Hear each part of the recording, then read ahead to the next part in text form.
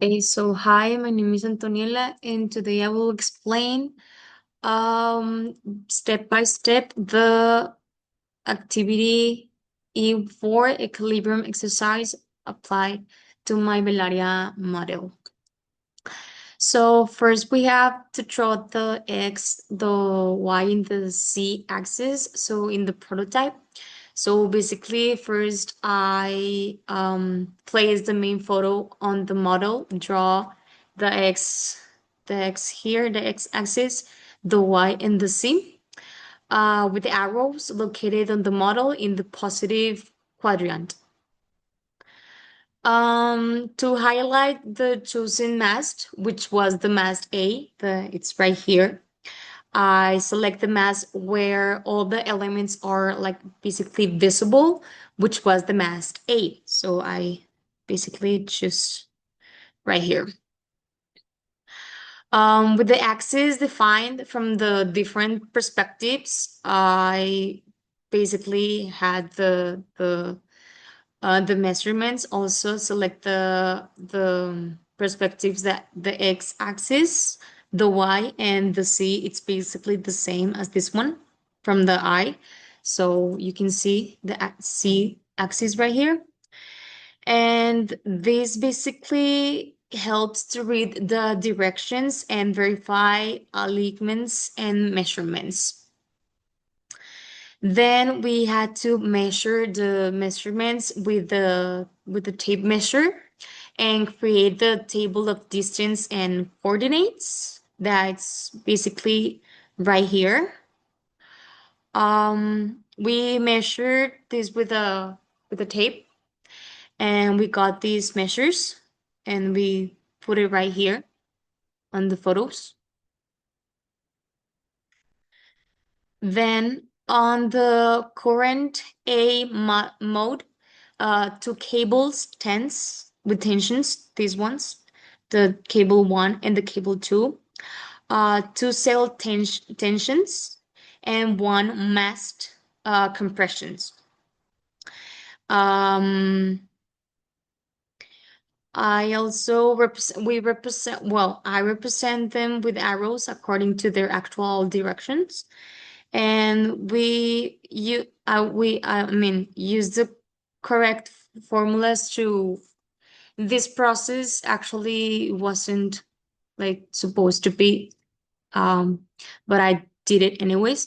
So I used the correct formulas to calculate a AB right here in the photo, and a V1, does the cable 2.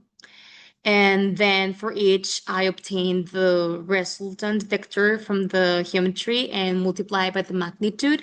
Then I add and calculate the models and directions. Then I draw of the mass with spherical support and three reactions at its ends right here. If the support are spherical, they prevent translation in X, Y, and Z, but allowing rotation with three reactions components at the mass support A. Isolating the mast A, I place the cable and cell forces at support. The reactions and the axial compression of the mast itself at A right here. Where will this support be placed if the plan of axis and y axis to generate the same tension in the cell? Well, for the system to maintain the same tension in the cell, the resin support must be positioned so that its directions of freedom coincides with the resultant force and cables. This way, the support does not absorb the component, but rather the cable transmit and maintains the same tension. In other words, the resin support must be aligned in the direction in which the cable's force acts, so the sail remain equal tilt. What happened to the cables? Well, if the support allows movement, the cables absorb more load because they must be balanced. The components released by supporting, this can generate greater tension in certain cables and risk distribution for the forces. The system remains in equilibrium, but the cables became more critical to stability. Well, how does the balance of the component relate to the outcome of the structure? The balance of the component ensure the resultant force from the mast and sail are distributed correctly. When all vectors force contest each other, the system remains in equilibrium. If there is a imbalance, deformation on the wanted movement or overall loss occurs in certain elements. Relate the forces you saw to the elements of the sunshade sail. What is the results of the force of the mass in the sailcloth? The resultant force are from the combination of compression in the mast, tension in the sail and the cables. This resultant force is transmitted to support the determinants on how the load is distributed between the mast, the cables, and the support. What happens when you change the type of support for each mast and how does it affect?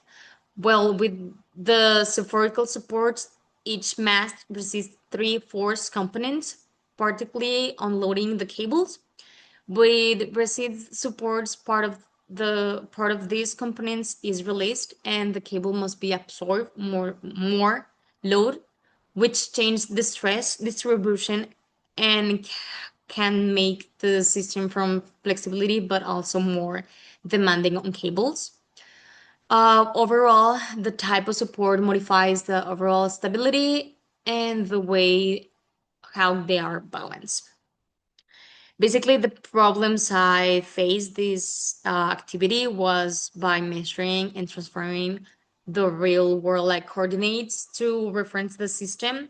I had a few confusions with representing all forces, cables, sail, and mast. And I solved these problems by taking careful of measures and creating a clear coordinate table, draw the free body diagram step by step, and first identify the mast, then the cables, and finally the supporting reactions. So thank you very much for your attention.